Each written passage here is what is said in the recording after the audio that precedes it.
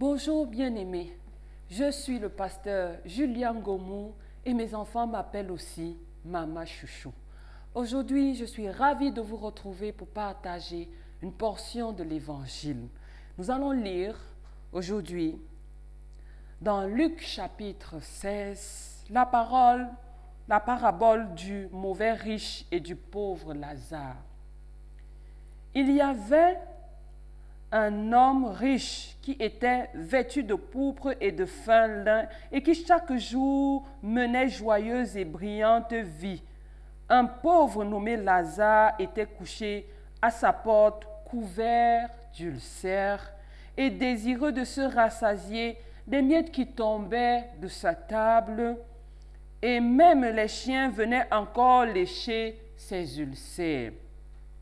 Le pauvre mourut, et il fut porté par les anges dans le sein d'Abraham. Le riche mourut aussi, il fut enseveli. Dans le séjour des morts, il leva les yeux, et tandis qu'il était en proie au tourment, il vit de loin Abraham et Lazare dans son sein. Alléluia! Nous avons lu dans Luc chapitre 16, du verset 19 à 23. Bien-aimés, il y a une vie après la vie. Et nos œuvres nous suivent dans cette vie après la vie.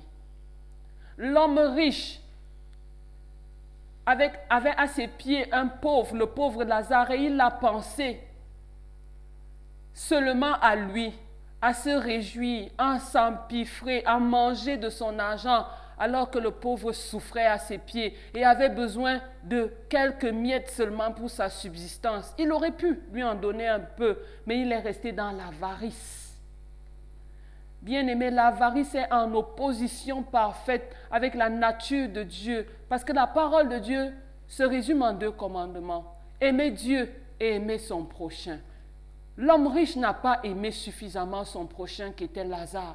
Parce que s'il l'avait aimé, il lui aurait donné un peu de subsistance. Mais il l'a laissé manger des miettes. Et il a laissé que des chiens à ses pieds lèchent encore ses blessures alors qu'il pouvait partager.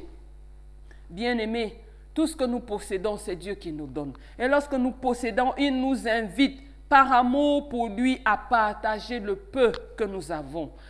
On n'a jamais trop peu pour pouvoir partager. Ce que nous avons suffit. Si tu as 2 tuniques, tu peux partager. Partager, pousser, motivé par l'amour. Puisque Dieu lui-même a été amour et qu'il a partagé avec nous ce qu'il avait de plus précieux, à savoir son Fils.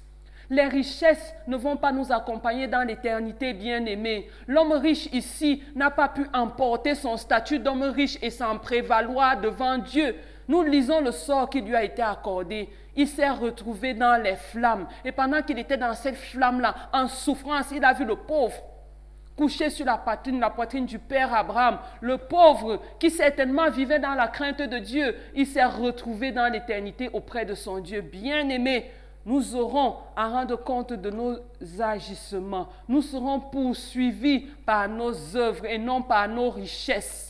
La richesse ne détermine pas notre statut devant Dieu, ni même la pauvreté. Mais ce qui détermine notre statut devant Dieu, c'est notre attachement à Christ. Est-ce que nous avons reçu Christ? Est-ce que nous obéissons à la loi de l'amour? La loi de l'amour est la loi qui doit dicter nos agissements, qui doit dicter nos comportements. Et ici, l'homme riche avait fait fi de la loi de l'amour et il a été surpris dans l'éternité. Bien-aimés, si nous ne faisons pas attention à la loi de l'amour, nous serons surpris dans l'éternité. Et le Seigneur notre Dieu veut nous épargner ces surprises-là. Le Seigneur notre Dieu veut nous épargner les regrets. Parce qu'une fois mort, une fois traversé cette vie, nous ne pourrons pas revenir pour corriger les erreurs commises dans ce corps. Il n'y aura pas de purgatoire pour nous. Ici, il n'y a pas eu de purgatoire pour l'homme riche. D'ailleurs, qu'il a demandé dans la suite du passage que Lazare retourne pour prêcher à ses frères, pour dire à ses frères de ne pas se comporter comme lui, mais cela ne lui a pas été permis. Alors, bien-aimés, pendant que nous sommes dans cette vie, faisons le bien et oublions nos possessions, car le matériel ne détermine pas notre statut devant Dieu.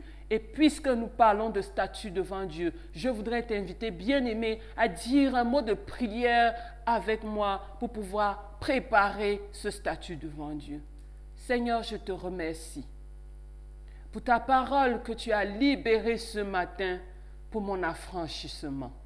Je me répands de toutes les fois où je n'ai pas appliqué la loi de l'amour en tenant compte de mon prochain, de ses besoins et des capacités que j'avais à partager. Je me dispose, Seigneur, à être un homme nouveau, une femme nouvelle, disposée à partager ce qu'il possède, motivé par l'amour du prochain. Seigneur, fais régner ton amour dans mon cœur. Pousse-moi à agir, Saint-Esprit, de manière à glorifier ton nom. Je te remercie, Seigneur, parce que je sais que tu m'exauces. Au nom tout-puissant de Jésus-Christ, nous avons prié. Amen. Je vous souhaite, bien-aimés, une excellente journée dans la présence de Dieu et que Dieu vous bénisse.